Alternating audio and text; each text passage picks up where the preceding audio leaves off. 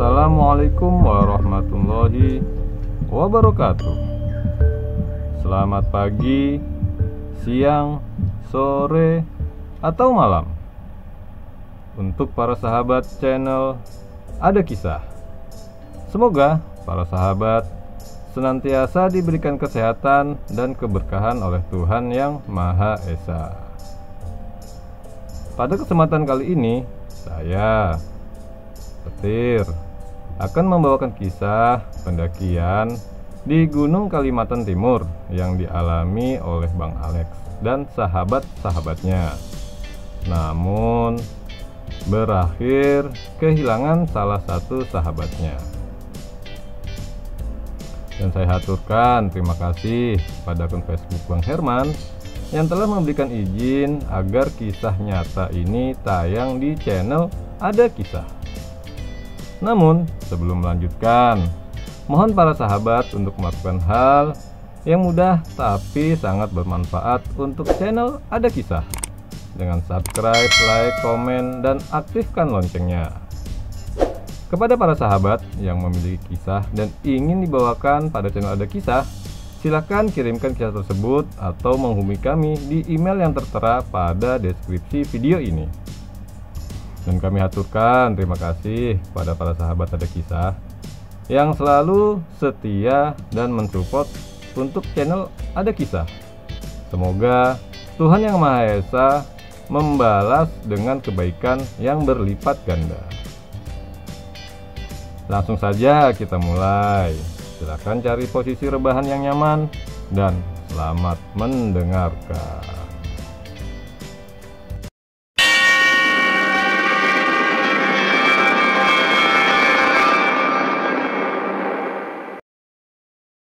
Kenalkan, nama saya Alex. Saya pemuda desa yang jauh tinggal dari kota. Hutan, gunung, dan sungai tempat main kami. Langsung aja. Maret 2014, aku dan 4 temanku, Dodi, Reza, Saleh, dan Heru, ingin mengadakan perpisahan. Sahabat kami yaitu Heru. Heru adalah anak tunggal dari keluarga yang kaya raya. Ya, bisa dibilang Heru anak yang cukup manja di antara kami. Heru ingin melanjutkan sekolah ke kota. Dari desaku ke kota memakan waktu 2 hari menggunakan kapal. Karena desa kami tidak memiliki jalur darat. Heru berkata, "Alek, aku kan mau pindah nih. Terus kita camping yuk." Saya jawab, "Males ah. Kamu kan anak manja. Mana tahan kamu di hutan, digigit nyamuk." Hehehe. Saud Heru, "Tahan bro. Masa iya kamu gak mau jalan-jalan sama temanmu ini untuk terakhir kalinya bro?" Jawabku, "Apa-apaan sih kamu Her?" Saud Heru, "Gimana? Ajak teman lain juga gimana?" Lalu saya dan Heru berangkat ke rumahnya Saleh. Kebetulan, kata Heru, ada Dodi sama Reja. Saleh berkata, "Wuih." Jawab saya, "Nih Heru ngajakin kita naik camping di atas gunung." Akhirnya kita sepakat untuk naik besok jam 7 pagi. Kami pulang masing-masing ke rumah untuk mempersiapkan peralatan untuk naik besok. Malam pun tiba. Waktu itu pukul 8 malam. Saat makan, aku bilang ke ibu minta izin. "Bu, besok aku sama teman-teman mau camping ke gunung." Jawab ibu, Ada acara apa kok mendadak? Iya Bu, kan mau perpisahan sama Heru Bu. Ya sudah, hati-hati, jangan macam-macam dan jaga tingkah laku, jawab ibu. Oke Bu, terima kasih, jawabku. Keesokan paginya, aku sudah siap-siap mau berangkat. Akhirnya kulihat dari jauh datang Heru, Saleh, Dodi, dan Reza. Teriak Reza, "Sudah siap kah bro?" "Sudah," kataku. Lalu aku melihat ada senapan. Lalu aku tanya, "Kamu ngapain bawa senapan, Ja?" "Reza, itu memang sudah biasa berburu dengan bapaknya, berburu rusa untuk dijual lagi. Karena hutan di kampung kami masih alami dan masih banyak binatang liarnya. Akhirnya kami berlima berangkat menggunakan perahu. Orang kampung kami menyebutnya ketinting. Tinting akulah yang kami gunakan karena perahuku lumayan besar untuk kami. Dalam perjalanan menuju arah gunung, kami melalui sungai-sungai kecil. Kami melewati sungai-sungai kecil untuk menuju kaki gunung tersebut. Sungai yang kami lewati tidak terlalu besar, mungkin lebarnya sekitar 10 atau 15 meter kalau air lagi pasang. Gunung yang kami tuju ini sebenarnya bukanlah gunung wisata seperti gunung lainnya. Bahkan di sana tidak memiliki pos. Gunung ini biasanya hanya didaki untuk para pemburu, karena gunung hutan yang masih rimbun. Jarak tempuh dari kampungku ke kaki gunung memakan waktu hampir 2 jam. Hanya bisa menggunakan ketinting. Setelah semua perlengkapan dimasukkan ke dalam perahu, Heru bilang, "Lex, kamu yang bawa ya. Kamu kan jago, hehe." Dengan sedikit raut muka yang membuatku jengkel. Dodi menjawab, "Iya Lex, ini kan ketinting kamu, jadi kamu sudah tahulah salah mestinya." Saya jawab, Oke, brengsek emang nih kalian semua." Akhirnya akulah yang menjokiin ketintingnya, sedangkan di depanku ada Heru, Dodi, Saleh, dan di depan memegang dayung adalah Reza, karena yang paling tahu betul tempat tujuan kami. Berangkatlah kami menggunakan ketinting milikku. Setelah lumayan jauh dari kampung, perjalanan kami mungkin sekitar 30 atau 40 menit perjalanan. Lalu keanehan pun terjadi mulai dari sini. Tiba-tiba Reza teriak, "Stop!" Langsung semuanya kaget. Heru bertanya, "Ada apa, Ja?" Jawab Reza, "Tuh lihat di depan ada apa." Ternyata ada seekor buaya yang lumayan besar yang menghalangi jalan kami. Aku merasa aneh kenapa buaya itu nggak mau hilang-hilang dari jalan kami yang berjarak lumayan jauh. Lalu kami semua melihat Reza berjongkok dan mengambil air, lalu membaca sesuatu. Entah apa yang dibaca, Reza komat kamit. Lalu dia semburkan air itu ke sungai kembali. Alhamdulillah, kami lihat buaya itu sudah mulai pergi dan menghilang masuk ke air. Orang sekampung juga pada tahu kalau Reza dan keluarganya, nenek moyangnya ada keturunan buaya, cerita ibuku. Reza berkata, "Alhamdulillah sudah pergi." "Nggak apa-apa woi, santai aja. Tuh muka, woi," timpal Reza yang melihat kami pada bingung.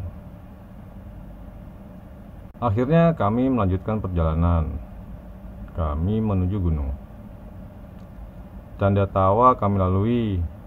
Sampailah kami di sebuah pondok tempat kami harus memulai perjalanan kaki. Setelah barang-barang dan perlengkapan kami naikkan dari atas perahu, saya berkata kepada Reza dan Saleh, "Ya, kamu sama Saleh naikkan mesin ketintingnya di atas ya, di bawah pondok tua itu." Reza menjawab, "Oke boy." Setelah menunggu Reza dan Saleh mengangkat mesin ketinting, lalu Saleh datang menghampiriku.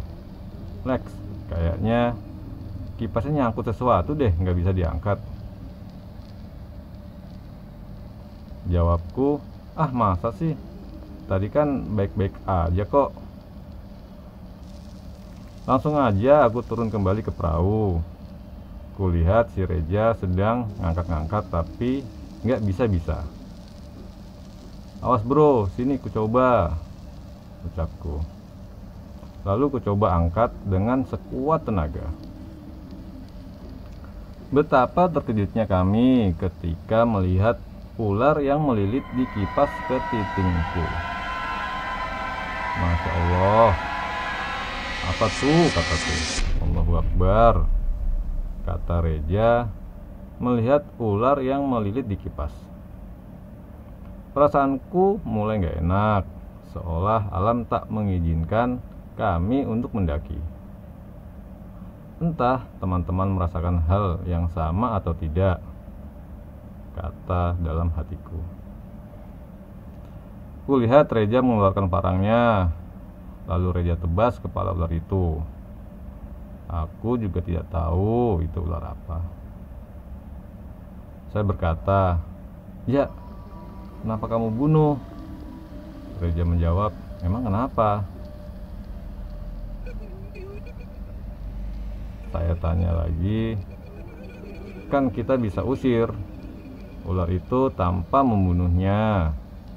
Jawab Reza, "Udahlah, kelamaan buru kita daki kesorean." Aku sedikit kesal lihat Reza yang tidak sabaran. Lalu Reza dan Saleh mengangkat mesin ketinting ke pondok tua. Disusul aku di belakang. Kulihat kepala ular itu putus di parang Reza. "Kalian lama banget sih," kata Heru. "Iya sabar, ini udah selesai," jawabku kepada Heru. "Heru, apa enggak kita batalkan aja campingnya ke gunung?" timpalku kepada Heru. "Emang kenapa Lex?" jawab Heru dengan heran. Jawabku, "Aku merasa aneh, perasaanku nggak enak. Ru, takut terjadi apa-apa," kataku. Disinilah awal mulai kami melangkah, dan keanehan serta gangguan makhluk hutan gunung Kalimantan.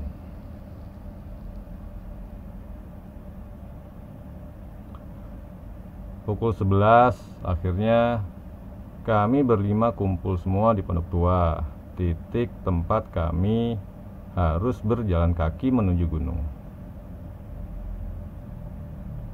"Apa nggak sebaiknya kita nggak usah camping di gunung aja bro?"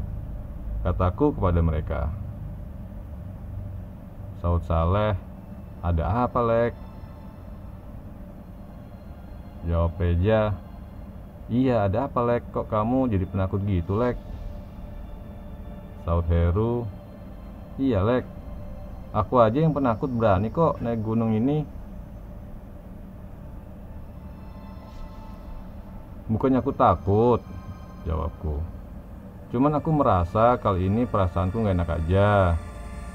Kayak ada sesuatu yang membuatku tidak enak. Pertama, ada seekor buaya yang lumayan besar menghalangi jalan kita tadi di sungai.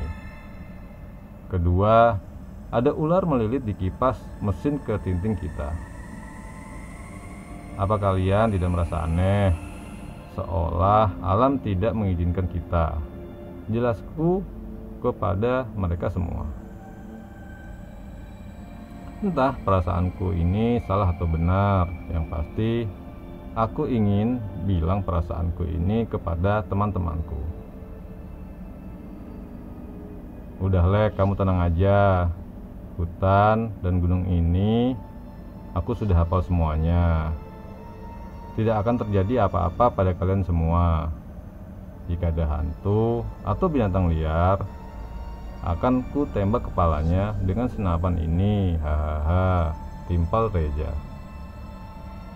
Hus, gak usah sombong sembarangan gitu kali, Ja, saut Dodi. Tenang, aku akan jaga kalian. Ini janjiku seorang Reza. Dengan perdebatan yang lumayan seru, akhirnya kami putuskan untuk tetap lanjut camping di gunung selama 3 hari. Oke kawan-kawan, sebelum kita mulai melangkah dari sini, mari kita berdoa bersama-sama untuk keselamatan kita semua. Selesai berdoa, tidak lupa kami cek kembali logistik kami. Untuk air minum kami tidak khawatir karena di sana ada air terjun dan mata air di dalam goa, kata Reja. Bismillah, kami berjalan memasuki hutan yang dipimpin oleh Reja. Di belakang Reja ada Saleh, Dodi, Heru, dan aku paling belakang. Ja, jalannya santai aja, sambil ngobrol biar nggak capek, teriakku kepada Reja. Oke bro, aman, saut Reja. Sekarang aku tidak mikir macam-macam lagi karena janji Reja akan menjaga kami semua. Langkah demi langkah, canda dan tawa terus mengalir cair di perjalanan kami kali ini. Hutan yang lebat, pohon-pohon besar nan jauh, hijau asri alami tanpa sentuhan manusia. Inilah keindahan hutan Kalimantan. Setelah hampir 1 jam berjalan, kami melihat ada sebuah bangunan yang lumayan besar. Bangunan itu terlihat tua dan dipenuhi rumput-rumput sekeliling. Dan di dalam bangunan tua itu yang tampak menyeramkan. Lalu aku mendekati bangunan itu, kulihat di setiap tiang-tiang bangunan tua itu terdapat ukiran-ukiran orang Dayak.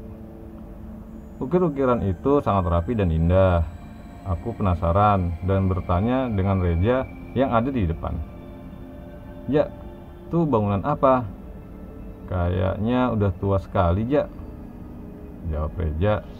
Itu namanya Lamin, bangunan suku orang Dayak zaman dulu.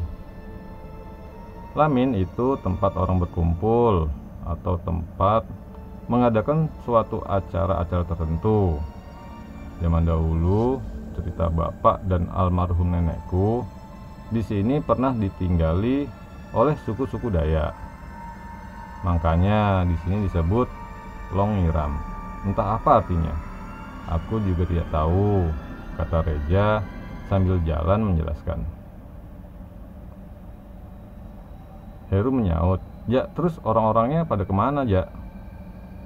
Jawab Reja, konon katanya banyak yang meninggal secara misterius dan dikuburkan di sini. Seiring berjalannya waktu, keberadaan orang-orangnya menghilang seperti ditelan kabut. Jelas Reja kepada kami semua. Break! Teriak Heru. Kenapa, Ru? Tanyaku. Istirahat dulu, capek, haus dan lapar, kata Heru. Oke, semuanya kita istirahat dulu di sini. Saleh, Dodi masak air ya, pintaku kepada Saleh dan Dodi. Jawab Saleh, oke Lex. Saut Dodi, aman Lex. Lalu kulihat ada sebuah pohon besar. Sepertinya di situ kayaknya enak untuk rebahan. Pikirku jaraknya tidak terlalu jauh dari tempat kami istirahat. Heru bertanya, mau kemana Lex? Jawabku, tuh ke pohon besar itu. Sebentar rebahan. Reja, awas Lex, culik Mbak Kun Kun loh. Hahaha. Tanpa pedulikan omongan mereka, aku langsung gas ke sana. Pas datang di pohon besar, kuletakkan karirku. Lalu kusandarkan tubuhku di pohon besar itu. Ah, mantap, teriakku pada mereka yang lagi sibuk mengumpulkan kayu api. Baru aja sebentar kupejamkan mataku. Ada seorang bapak-bapak tua dengan rambut putih, beruban, janggut putih, dan berjalan sedikit membungkuk. Nak, mau apa kalian di sini? Maaf Pak, kami di sini hanya ingin camping. Jawabku penuh rasa gugup. Bapak mau kemana sendirian Pak? Tanya kembali. Saya tinggal di sini. Rumah Bapak ada di atas dekat goa. Kalau anak muda mau ikut Bapak ke rumah Bapak, ayo ikut Bapak. Ajak bapak tua itu kepadaku. Maaf Pak, terima kasih, tapi saya tidak bisa Pak. Tidak enak sama teman-teman saya Pak. Kalau kamu tidak mau ikut Bapak ke rumah, kalian semua akan mati. Lalu muka bapak itu berubah menyeramkan. Matanya keluar, darah matanya yang membasahi mukanya. Peluknya seketika tubuhku. Darah yang bercampuran nanah itu menempel di mukaku.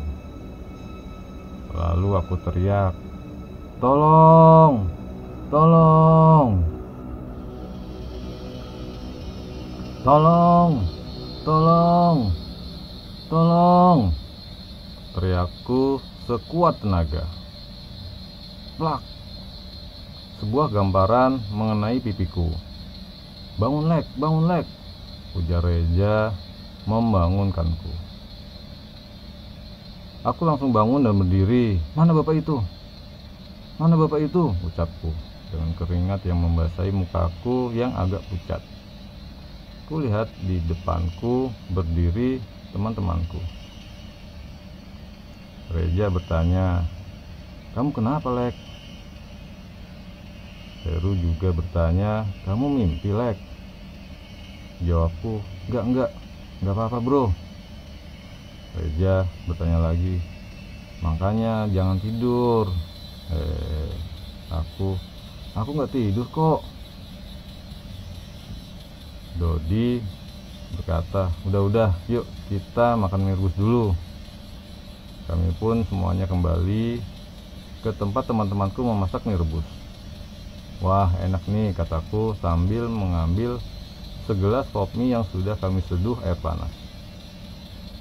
Sambil makan, aku memikirkan apa yang sebenarnya terjadi tadi.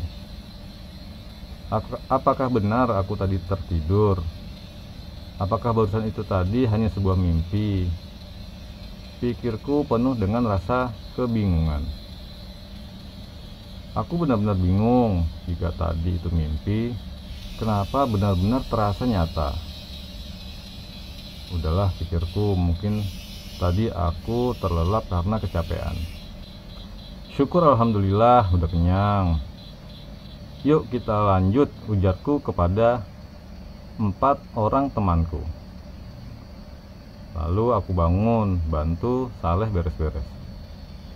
Selesai beres-beres, kami siap-siap untuk melanjutkan perjalanan kami. Pukul 01, kami kembali melangkahkan kaki kami menuju gunung. Tetap dipimpin Reja Heru, Saleh, Dodi, dan aku yang berada paling belakang. Setelah berjalan melewati pohon besar tadi, aku berhenti. Aku melihat di balik pohon besar itu ada bapak-bapak yang di mimpiku tadi. Seperti orang mengintip, yang hanya kelihatan kepalanya di balik pohon besar itu. Lalu bapak itu tersenyum yang menyeramkan. "Lex, kok berhenti?" Dodi menepuk pundakku, yang hampir membuat jantungku copot. Iya bro. Pas aku tengok kembali, bapak-bapak itu tidak ada lagi. Lalu kami melanjutkan perjalanan kami. Membayangkan senyuman bapak-bapak itu membuat bulu kuduku merinding. Aku sengaja diam dan tidak bercerita dengan teman-temanku, karena aku tidak ingin merusak suasana perjalanan kami. Setelah lumayan berjalan, kami semua berhenti. Kami terpukau dan terpesona melihat air terjun yang tepat berada di samping jalan. Wow, keren. Jadi ini Jar, air terjun yang kamu ceritakan pada kami. Jawab Reja. Iya bro, keren kan? Sumpah keren banget, sautku pada Reja. Ingin sekali kami pergi mandi ke air terjun itu, tapi Reja melarang kami. Katanya takut kemalaman sampai di puncak gunung. Akhirnya dengan berat hati kami melanjutkan perjalanan. Setelah berjalan yang lumayan jauh, aku minta stop. Lalu kami minum-minum dan membakar sebatang rokok pensil untuk menghilangkan lelah.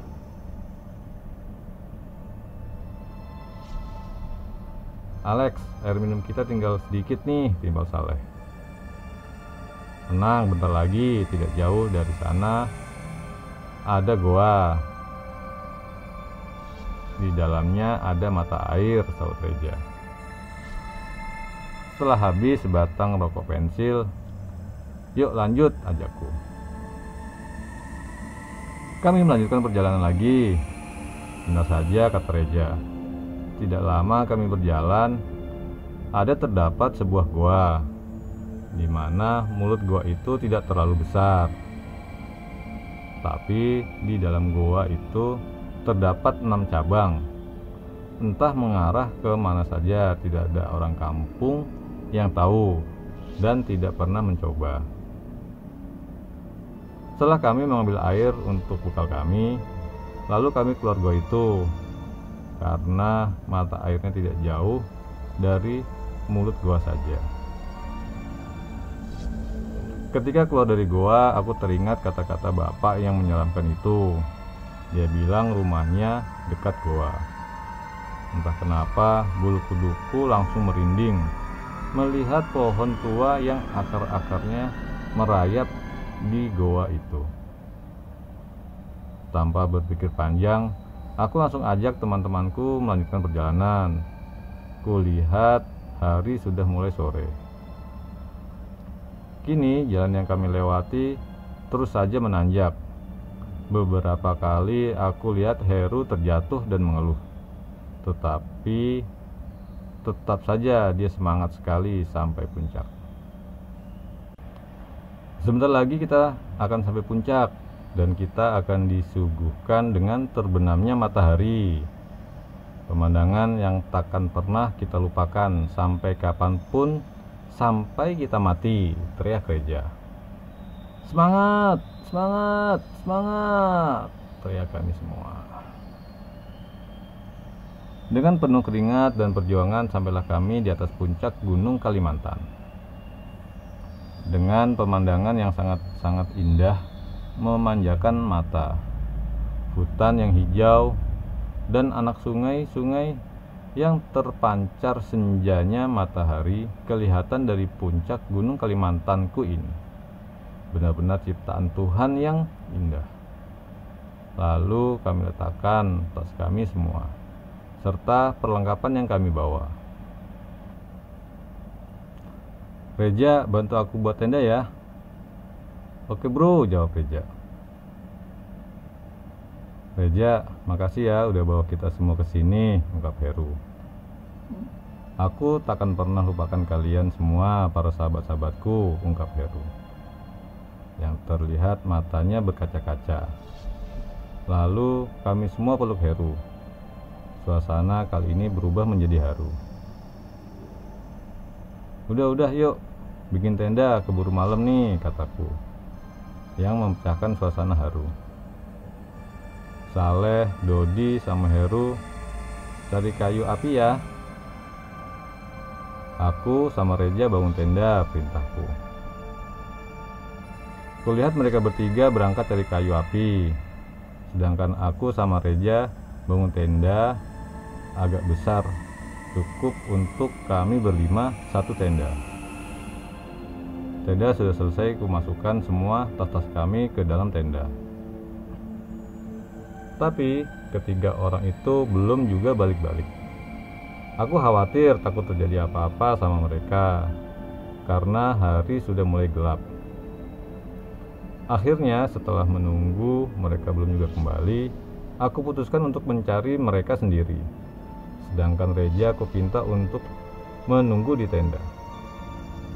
Saat aku mau keluar tenda, aku lihat mereka bertiga lari-lari ke arahku sambil membawa kayu api.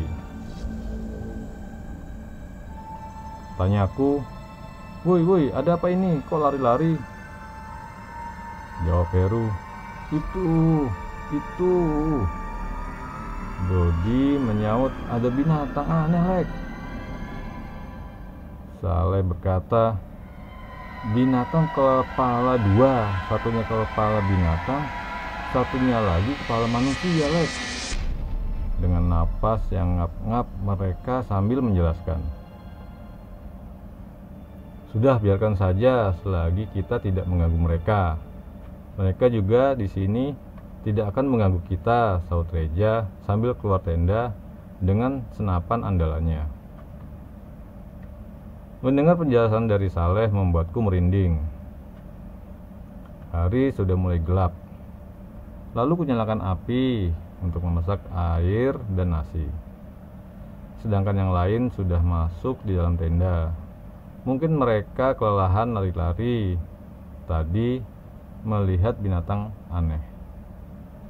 Entah makhluk apa yang mereka lihat, yang pastinya mereka ketakutan abis. Setelah air dan nasi masak, dan tidak lupa menu adalah rebus mie kuah. Kupanggil mereka untuk keluar makan bersama. Kami nikmati makan malam kami yang ditemani api unggun. Setelah makan, lalu krek bakar sebatang rokok pensil dan ditemani secangkir kopi kapar api. Kami semua sambil ngobrol-ngobrol santai dan sedikit bercanda, seolah melupakan kejadian yang barusan menyeramkan. Pukul 11 malam. "Ngantuk nih bro," kataku kepada teman-temanku dan mengajak mereka masuk tenda. "Sama nih, aku juga ngantuk," sambung Heru. "Ya udah yuk kita istirahat." Akhirnya kami semua masuk tenda. Tidak butuh waktu lama, keempat temanku pada tidur. Terdengar dengkuran Reja yang membuatku susah untuk tidur. Saat aku sudah setengah tidur, antara sadar dan tidur, tiba-tiba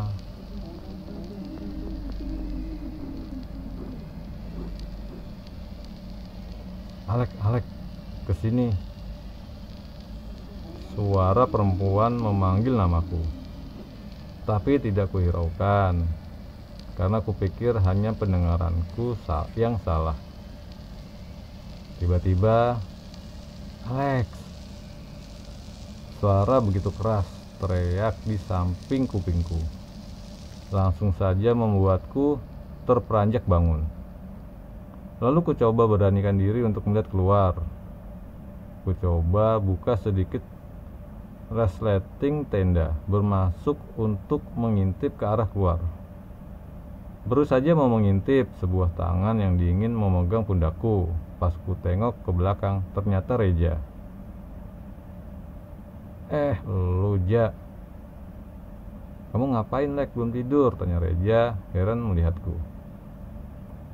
Gak apa-apa, gak bisa tidur aja, jawabku. Reja berkata, kita berburu yuk Lek. Jawabku, capek, ngantuk ya. Reja menyaut, ayolah kita cari rusa atau kijang. Jawabku, ini sudah hampir jam 2 aja, emang ada? Jawab Reja, ada Lek, biasanya semakin subuh rusa atau kijang semakin banyak. Ayo Lek, ajak Heru juga Lek. Jawabku, kasihan bangunin Heru, tidurnya pulas banget. Jawab Reja, gak apa-apa Lek, bangunin aja. Sekalian ini untuk kenangan dia nanti bersama kita Lek. Akhirnya dengan paksaan Reja, aku mengiyakan saja ajakan Reja. Lalu ku bangunkan Heru. Ru, bangun Ru. Lalu Heru bangun dengan matanya yang masih terpejam. Bangun dulu, kataku kepada Heru, agar dia membuka matanya. Ada apa Lek? Tanya Heru. Ini Reja mengajakin kita untuk berburu. Gimana? Kataku. Ya Her, ayolah kita berburu. Sesekali berburu sama kalian, untuk jadi kenangan kita, saut Reja. Tapi ini kan sudah mau subuh, saut Heru. Gak apa-apa, ayolah. Oke, setujukan paksaan Reja kembali. Oke deh, aku ikut, ujar Heru. Ya udahlah, aku juga, jawabku. Reja menyiapkan senapannya dan mencek pelurunya. Dan kami tidak lupa juga mengecek senter yang akan kami bawa. Saleh dan Dodi sengaja tidak kami ajak, karena jatah mereka untuk masak-masak hasil berburu kami. Kalau kami dapat hewan buruan. Akhirnya kami bertiga berangkat untuk berburu, yang pastinya dipimpin Reja dengan senapannya. Heru dan aku paling belakang. Kita berburu menyusuri jalan turun dan masuk ke dalam hutan yang lebat dan pohon-pohon besar. Setiap langkah-langkah yang kami lalui, tak ada satupun binatang yang kami lihat. Aku tidak tahu sudah berapa lama kami berjalan, namun tidak ada mata rusa atau kijang yang terlihat. Reja pun heran. Kata Reja, biasanya di hutan sekitaran gunung ini banyak sekali rusa atau kijang. Tidak lama Reja berbicara seperti itu, tepat arah depan, senterku menyorot seekor rusa yang lumayan besar. Jangan bergerak dan jangan ada yang bersuara, kata Reja. Kulihat Reja memposisikan tubuhnya, dan laser senapan Reja mengarah tepat di jantung rusa itu. Dor, suara senapan Reja pas mengenai jantungnya. Kami lihat rusa itu langsung jatuh ke tanah. Asik, besok pagi makan rusa, kata Heru dengan semangatnya dia teriak. Lalu tiba-tiba rusa itu bangun lagi. Dor, tembakan Reja lagi. Lalu rusa itu jatuh lagi. Aku sorot terus rusa itu dengan senterku. Tapi tiba-tiba rusa itu bangun lagi dengan mata merah yang menyala. Reja berkata, Lex, Heru, kayaknya ada yang tidak beres. Belum selesai Reja bicara, lalu rusa itu seperti berteriak. Wow! Dengan dengan suara begitu keras, sampai-sampai kami menutup telinga. Kami dengan kedua tangan kami, suaranya begitu menggema di telinga. Tampak dari kabut banyak sekali sekelompok rusa berdatangan dengan mata yang merah menyala.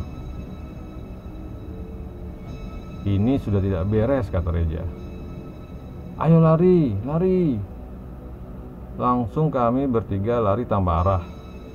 Kulihat kelompok rusa aneh itu mencoba mengejar kami. Lex, jangan nengok ke belakang, teriak Reja padaku dengan terus berlari. Brak, Heru terjatuh. Langsung kami cepat-cepat bantu Heru berdiri dan kami berlari lagi.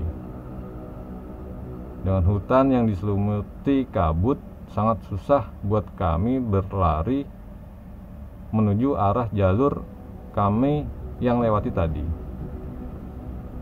Alhasil kami lari tanpa arah.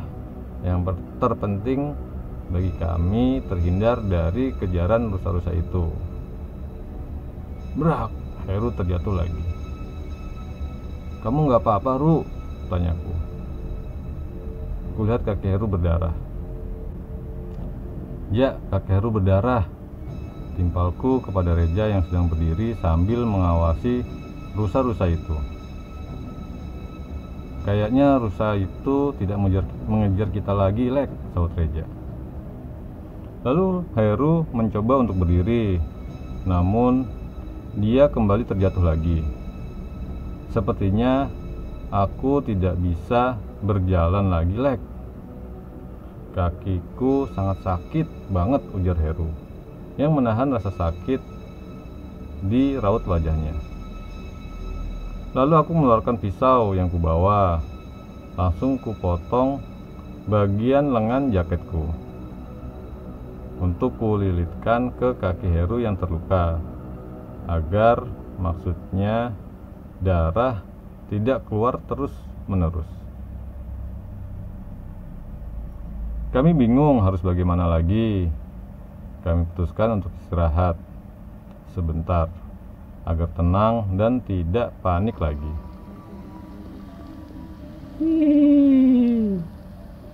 Sebuah tawa seorang perempuan terdengar oleh kami bertiga. Reja yang barusan duduk langsung berdiri lagi. Siapa kamu? Tunjukkan wujudmu, teriak Reja dengan raut wajah kesal dan marah. Jangan ganggu kami.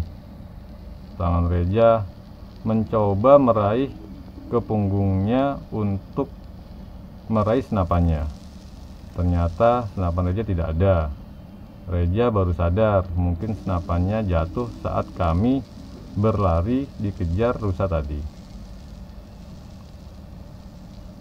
Lalu suara tawa yang menyeramkan dan membuat bulu kuduk berdiri itu pun tidak terdengar lagi. Lek, sudah jam berapa? Tanya Reja kepadaku. Betapa terkejutnya aku saat melihat jam. Ternyata masih jam 1:30. Ini sudah nggak masuk akal, kataku. Dari sekian lamanya kita jalan dan berlari, tapi tetap saja 1:30, kataku pada kedua temanku. Tenang, tenang, Lek, gak usah panik. Kita pasti bisa kembali ke tenda, sahut Reja mencoba menenangkan. Ayo kita bergerak kembali ke tenda, ajak Reja. Jalan kami kali ini sedikit lambat karena Heru yang sulit berjalan, dan sesekali aku dan Reja menopang Heru. Tidak begitu lama kami jalan, turun hujan yang sangat deras. Kulihat di sekitar kami nampak sebuah goa. Wih, kayaknya itu ada goa. Bagaimana kalau kita berlindung di goa itu saja, kataku. Akhirnya kami berjalan ke goa itu. Sampainya kami di goa, aku melihat sekelebatan bayangan wanita. Tapi tidak kuhiraukan, mungkin aku salah lihat, pikirku. Lalu tiba-tiba Reja bilang, Bro, aku ingin BAB. Jawabku, lah Ja, apa nggak bisa ditahan aja Ja? Saut Reja, nggak bisa Lek, perutku sudah mus banget. Kalian tunggu di sini, di mood gua. Aku ke dalam cari sumber air untuk BAB. Heru menimpali, tapi kamu yakin Ja mau BAB di sini? Sautku, iya Ja, kamu yakin gak apa-apa? Jawab Reja, tenang, aman. Udah aku ke dalam dulu cari tempat mata air untuk BAB. Lalu kulihat Reja beranjak pergi ke dalam gua. Aku merasa ada yang mengawasi kami dari kejauhan. Perasaanku gak enak. Gua yang gelap dan lembab, yang dihuni banyak kelelawar, menambah mistisnya gua ini. Sejak memasuki gua ini, bukan saja sekelebatan bayangan wanita yang kulihat tadi, tapi seperti ada seseorang yang mengintip kami dari sela-sela dinding batu. Terus saja aku alihkan pandanganku dan berdoa semoga semuanya baik-baik saja. Kulihat di luar masih hujan deras. Dalam kondisi seperti ini, tentu saja kami harus menunggu dulu di sini sampai hujannya reda, pikirku. Selang beberapa waktu, tolong, Alex, Heru, tolong aku. Aku langsung berdiri dan lari masuk dalam gua. Aku tahu itu suara Reja yang berteriak minta tolong. Sesampainya aku di mata air dalam gua, aku melihat Reja yang sedang berbaring kesakitan dengan celana yang masih terbuka. Aku melihat Reja yang sedang kesakitan, tangannya memegang kelaminnya. Sontak betapa kagetnya aku melihat alat kelaminnya Reja berubah besar, sebesar buah kates. Alat kelaminnya Reja berubah besar dan ada ulat-ulat belatung yang mengeluarkan cairan nanah yang bau bangkai. Sakit Lek, Reja kesakitan dan meronta-ronta.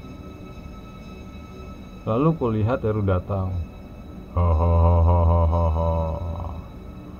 Heru datang langsung ketawa yang menyeramkan.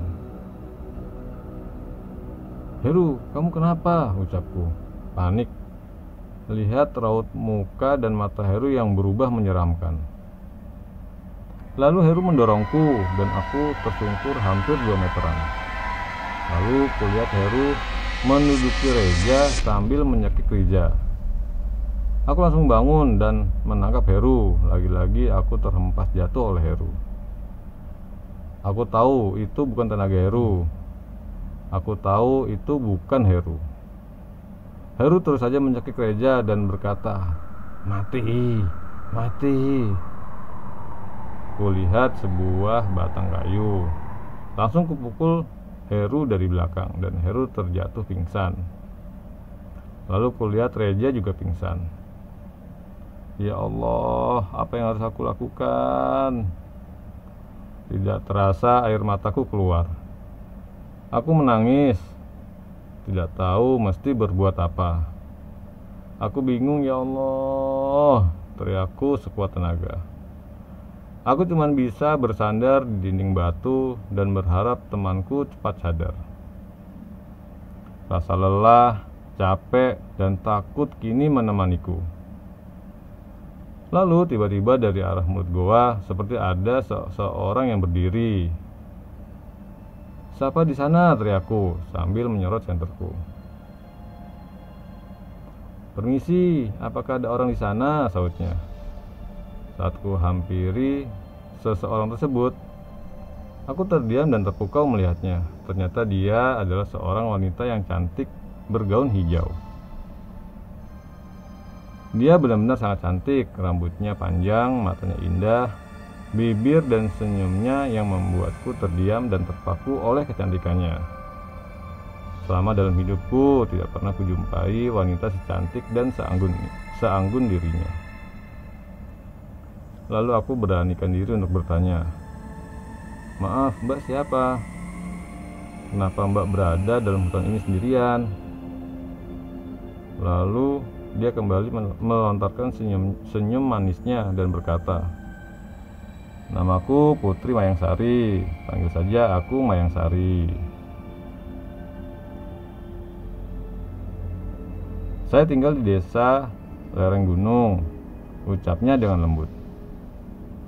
"Tapi Reja tidak pernah cerita pada kami kalau ada sebuah desa di sekitar sini," ucapku dalam hati. "Terus Mayangsari ngapain malam-malam hujan-hujan gini di hutan?" tanyaku kembali kepada Mayangsari. "Saya beserta orang-orangku datang untuk menjemput seseorang," jawabnya penuh misterius. Lalu tiba-tiba datang sekelompok orang-orang yang dimaksud Mayangsari. Mereka semua laki-laki, mungkin ada sekitar 12 orang. Masing-masing dari mereka membawa sebuah obor. Mereka tepatnya seperti pengawal layaknya prajurit zaman kerajaan tempo dulu. Aku pun heran, tapi tidak berani untuk bertanya. Lalu Mayangsari bertanya kepada kelompok orang-orang itu, "Mayangsari, apakah sudah kalian jemput orang itu?" Orang-orang itu mengangguk-anggukkan kepala saja, yang mengisyaratkan iya. Jujur, aku pun sangat bingung apa yang sebenarnya yang dilakukan Mayangsari dan siapa yang dimaksud seseorang tersebut. Lalu aku penasaran, siapa orang yang dijemput Mayangsari. Nampak samar-samar di belakang sekelompok orang-orang Mayangsari itu ada sebuah seperti kandang atau kurungan yang terbuat dari kayu. Ternyata di dalamnya ada seseorang. Aku pun penasaran ingin melihatnya. Namun Mayangsari menghentikan langkahku untuk mendekat. Mayangsari melarangku untuk melihat dan menyorotkan senterku. "Mayangsari, siapa kamu? Dan ada urusan apa kamu datang kemari?" Jawabku, "Namaku Alek, kami berlima dengan teman-temanku. Kami datang hanya untuk pergi camping di gunung. Namun salah satu temanku mengajakku dan satunya temanku lagi untuk berburu. Ketika kami sedang berburu, kami dikejar rusa aneh yang menyeramkan. Lalu kami lari dan tersesat di hutan ini," jelasku kepada Mayangsari. Namun aku masih penasaran siapa sosok seorang yang berada di dalam kurungan atau kandang itu. Lalu aku coba bertanya lagi kepada Mayangsari, siapa orang itu dan apa yang telah dilakukan, terus apa yang akan terjadi kepadanya.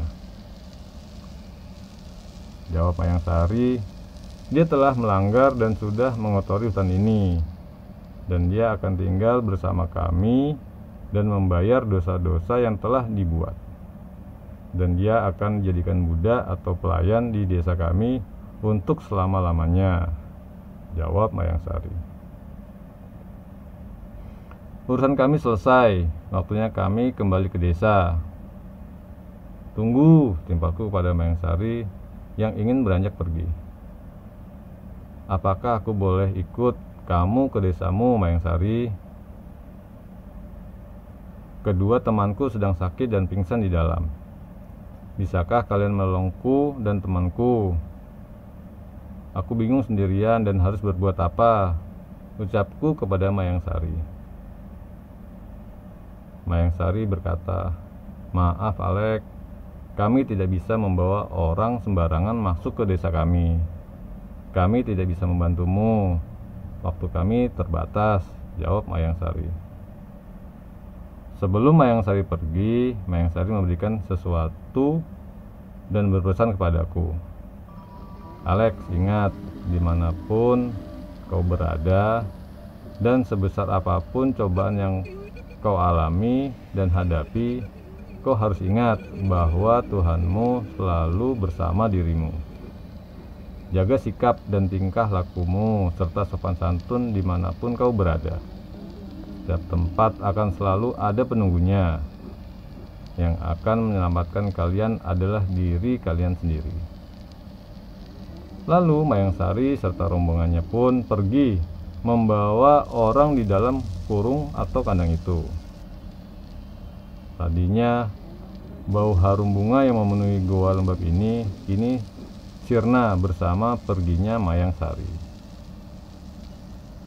Ketika aku melihat ke teman-temanku, tiba-tiba aku dikagetkan Reja yang tepat berdiri di belakangku. Astaga Reja, kamu sudah gak apa-apa? Kelaminmu juga gimana, Ja? Jawab Reja, aman. Aku sudah sembuh sekarang. Aku sudah tidak sakit lagi sekarang, Lek. Ayo kita bangunkan Heru, Lek. Kita harus keluar dari sini dan kembali ke teman-teman kita, Lek. Kalian harus selamat kembali ke kampung, Lek. Lalu kami bergegas masuk ke dalam untuk bangunkan Heru. Heru, bangun! Heru, bangun! Sambil kugoyang-goyangkan badan Heru. Setelah susah payah, akhirnya Heru sadar. Heru berkata, kita ketiduran ya, Lek? Jawab Reja, tidak, kamu pingsan kecapean. Ucapku, Heru, lu kamu gak apa-apa? Kamu masih bisa bergerak? Jawab Heru, aduh sakit sekali, Lek. Punggungku juga terasa sakit sekali, seperti habis dipukul, Lek. Ucap Reja, udah Heru, biar aku yang gendong. Kita harus keluar dari hutan ini sebelum waktuku habis. Ucapku, maksudnya, Ja? Jawab Reja, udah jangan banyak bertanya.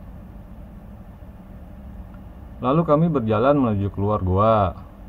Heru yang digendong Reja.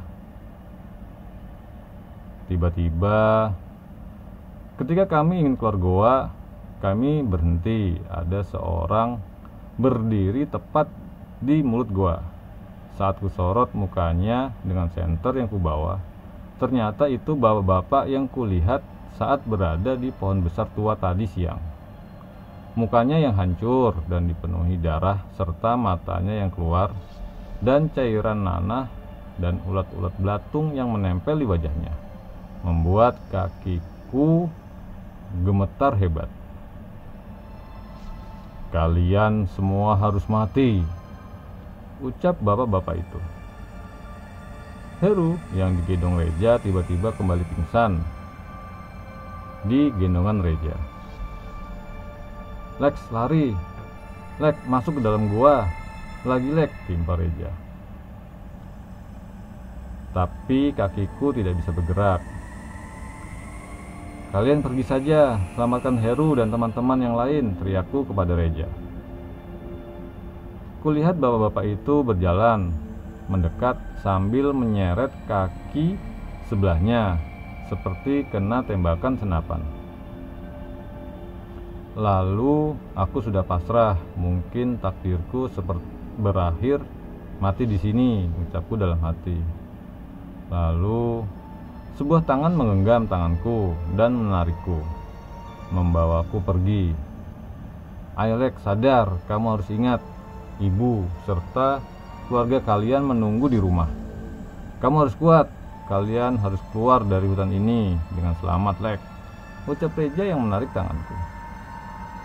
Mendengar ucapan Reja, aku berusaha menguatkan diriku. Lalu kami berlari masuk ke dalam gua. Sampainya di dalam gua terdapat 6 cabang gua. Kami bingung cabang mana yang harus kami pilih. Akhirnya Reja memutuskan untuk mengambil jalur cabang paling kanan. Lalu kami terus saja berlari di dalam lorong gua berharap cabang gua ini menuju keluar gua. Lex, ingat terus berdoa. kepada Yang Maha Kuasa, Lek, ujar Reja yang menggendong Heru dengan pingsan. Rasa lelah, capek, dan putus asa tidak bisa lagi kuungkapkan dengan kata-kata lagi. Kalau saja tidak didorong dan didongkrak Reja, semangatku, mungkin aku memilih mati di sini. Kami terus saja berlari, dan nampak dari kejauhan ada sebuah titik cahaya. Lek, semangat Lek, itu jalan keluarnya, ujar Reja yang selalu menguatkanku. Melak, aku terjatuh. Kakiku sudah benar-benar mati rasa. Namun dengan sisa-sisa tenagaku, aku mencoba untuk berdiri. Namun tiba-tiba tangan yang hancur dan penuh nanah menangkap kakiku, dan aku kembali tersungkur. Aku terus saja meronta-ronta agar tangan bapak itu melepaskan kakiku. Aku terus saja meronta-ronta sampai air mataku terus mengalir. Namun genggaman bapak itu sangat kuat, dan bapak-bapak itu mau mendekat dan merangkul tubuhku. Tiba-tiba Reja datang dan memukul wajahnya. Lex, pergi keluar dari gua ini, selamatkan Heru, ucap Reja yang menahan bapak-bapak itu. Aku melihat Heru masih pingsan dan diletakkan Reja di tanah. Aku berkata, tidak Ja, aku tidak bisa ninggal kamu Ja, kita keluar sama-sama Ja. Jawab Reja, sudah tidak ada waktu lagi Lek. Ingat Lek, janji seorang Reja, aku akan menjaga kalian semua Lek. Lalu Reja tersenyum menjengkelkan, ciri khas seorang Reja. Reja berkata, cepat Lek, bawa Heru keluar dari sini. Teriak Reja sangat keras, kasar kepadaku. Aku jawab, tidak Ja, aku tidak bisa keluar. Jawab Reja, Lek, jika kau dan Heru tidak keluar dengan selamat dari sini, maka jiwaku akan sengsara selamanya Lek. Kumohon Lek, bantu aku membebaskan jiwaku Lek. Biarkan aku menepatiku janji seorang Reja. Reja berkata, cepat Lek, pergi. Aku tidak bisa menahannya lebih lama lagi. Lalu dengan berlinang air mata, aku berdiri dan mengangkat Heru ke punggungku. Dengan sisa-sisa tenagaku, ku bawa Heru keluar dari goa. Hempasan teriknya matahari menyilaukan mataku yang penuh air mata. Sampailah akhirnya aku dan Heru keluar dari goa. Tak bisa ku tahan lagi tubuhku. Aku pun dan Heru roboh jatuh ke tanah. Reja! Teriakku sekuat tenagaku yang tersisa. Setelah itu, aku tidak ingat apa-apa lagi. Aku pingsan bersama Heru. Alek, Alek, bangun Lek. Sayup-sayup suara itu memanggil namaku. Saat kubuka, perlahan mataku, kulihat ada Saleh dan Dodi di depanku, serta banyak warga berdiri melihatku. Kulihat Heru yang menangis di pelukan ayahnya. Lalu ibuku datang langsung memelukku dengan air matanya yang membasahi pipinya. Alhamdulillah nak, kamu selamat, ucap ibuku sambil menangis. Lalu aku teringat Reja yang masih di dalam goa. Aku berkata, Bu Reja. Air mataku kembali keluar lagi. Aku berkata, Leh Dodi, tolong bantu Reja, dia masih di dalam. Lalu entah kenapa Heru, Dodi, dan Saleh memelukku dengan air mata. Sontak saja ku lepaskan pelukanku pada mereka. Kalian kenapa pada diam aja? Ayo kita masuk ke dalam goa, selamatkan Reja, kataku dengan kesal pada mereka. Namun mereka tetap saja diam dan menangis. Lalu salah satu warga menghampiriku. Warga, ayo nak kita pulang, temanmu Reja sudah menunggumu di rumah. Jawabku, tidak Pak, temanku Reja masih ada di dalam Pak. Ayo bantu cari Reja. Warga itu berkata, tidak nak, Reja sudah pulang duluan. Jawabku, nggak mungkin Pak, Reja tidak mungkin meninggalkan kami dan pulang duluan tanpa kami Pak. Ibuku berkata, iya nak, Reja sudah pulang duluan. Mari kita jenguk Reja nak. Lalu aku dan Heru diberi makan dan minum dahulu sebelum kami pulang kampung. Setelah makan, lalu aku dan Heru dibantu beberapa warga untuk berjalan kembali pulang ke kampung kami.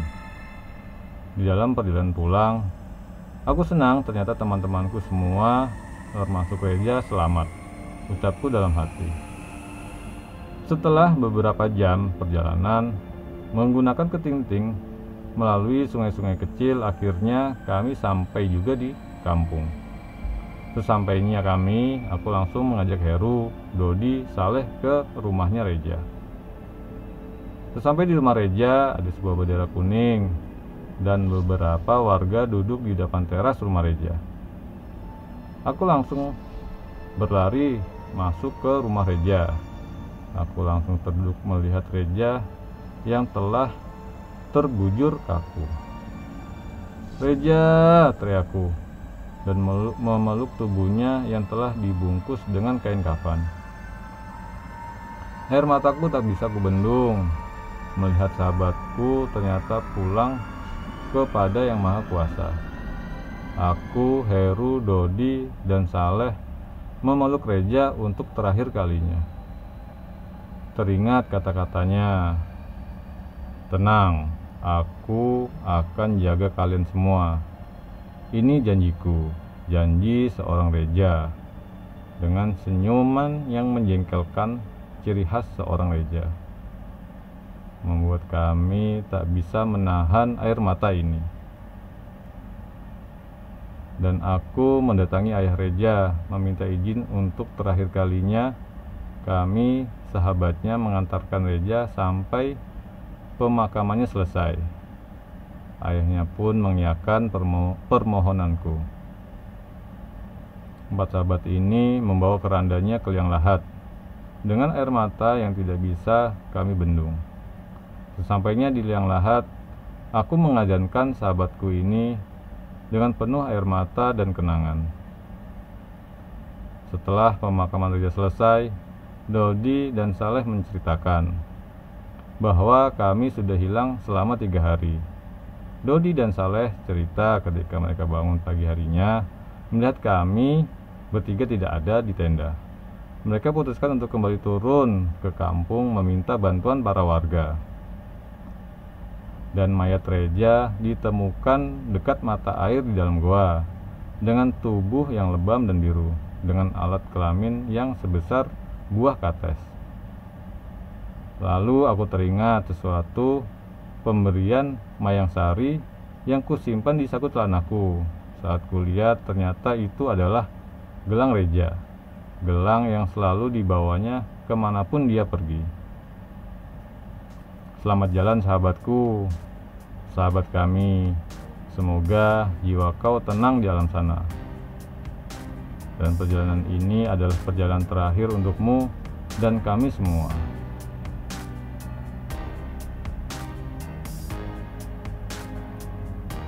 Demikian kisah pendakian di Gunung Kalimantan Timur yang dialami oleh Bang Alek dan sahabat-sahabatnya. Mari kita ambil hikmah dari kisah dan kejadian ini. Mari kita doakan almarhum Reja. Semoga almarhum Reja mendapatkan tempat yang paling mulia di sisi Tuhan Yang Maha Esa. Amin. Terima kasih kepada para sahabat Ada Kisah yang telah mendengarkan kisah ini hingga selesai. Semoga selalu diberikan dan dilimpahkan rezeki dari Tuhan Yang Maha Esa. Untuk para sahabat yang belum subscribe channel Ada Kisah, kami mohon untuk subscribe channel ini agar kami selalu semangat untuk menceritakan kisah-kisah lainnya. Sampai ketemu lagi dengan kesempatan yang lain. Wassalamualaikum warahmatullahi wabarakatuh.